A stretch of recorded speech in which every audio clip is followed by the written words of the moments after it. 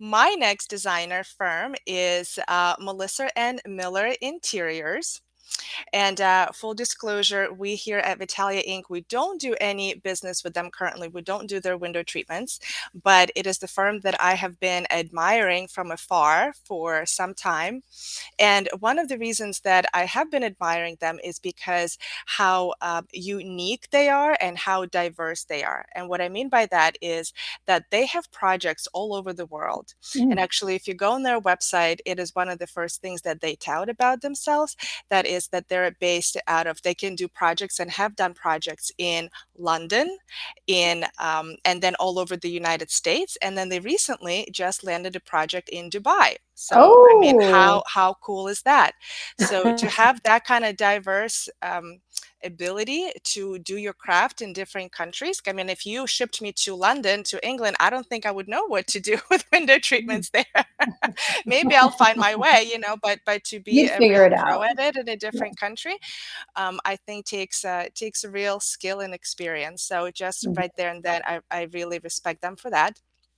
And they also, another thing about their diversity is that they have a really quite variety of projects. So they have done a huge penthouse in New York City. They have done huge residential, just like your regular, not regular. I mean, when they're huge like that, when they're 7,000, 10,000, they're not quite regular. But what I mean is like it's like a residential house, Hmm. in LA, on both coasts actually. They have done a huge yachts, so that's real interesting. I don't know. I would actually, I've done one yacht. I've done one Okay, cool. project window treatments for a yacht. So that was really cool. They've also done restaurants too. So the diversity and the breadth of their work and portfolio and the ability to satisfy different customers is very unique. I find it very interesting. And that's sort of another reason why I really respect and admire them. Um, it's interesting, they both went to an interior design school in London. That's where they met and kind of forged a relationship.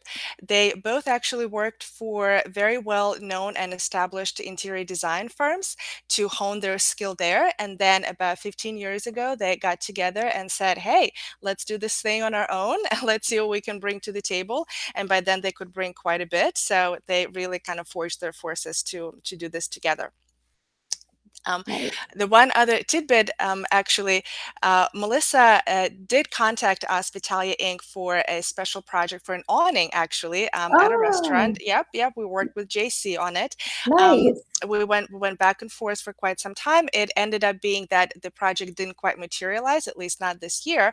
But in the process, I got to know Melissa a little bit in terms of how she works, what her work ethic is, how she structures her questions and specs. And I walked away really impressed with how organized she was, how meticulous, how detail oriented, and also how much respect she had for the trades.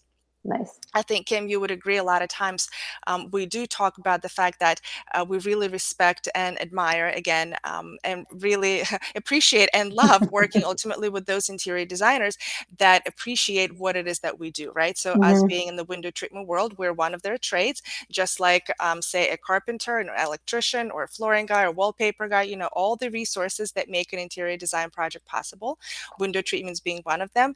And in working, the process of working with Melissa during the estimating stage for this awning, even though it didn't go forward, but I've always felt appreciated and respected in the process. Yeah. And that was really great.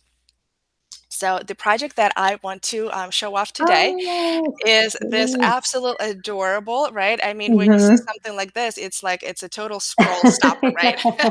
The giant giraffe. I mean, I mean, if the giant giraffe doesn't stop you in your scroll, I don't know what will. Okay. exactly. So this was a really interesting project for them because this client has always kind of admired giraffes as a toy when she was a kid. And actually, she specifically loved this giant giraffe, but as I guess she didn't have it when she was little, and as she grew, and ultimately when she had her grandkids, she was able to acquire one, to purchase it, to have it, and then she designed this, or she wanted this whole room designed in sort of this giraffe theme and around this big giant giraffe, which is exactly what this firm did. So It's totally adorable. I mean, there's just I mean, it's almost like I can't even talk about the window treatments and the color combination. There's so much to unpack here, but all I see is this giant giraffe and how adorable and wonderful and joyful. It just brings a smile to your face as soon as you see it.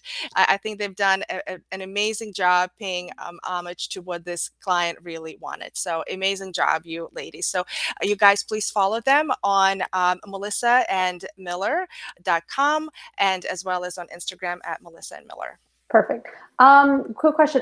It's hard to tell in the photographs, but are those Roman shades or woven woods? They're Roman shades, Yeah. actually. So they're Roman shades and they're small cornices up above the Roman shades. So what I mean by small is usually our cornice is anywhere between 15 to 22 inches, with Mm-hmm. 18 inches being kind of like that sweet spot. Yeah. This is probably about maybe 10 inches or so. So they really used it kind of as a topper to the Roman shade. And the Roman shade and the cornice is done in the same fabric.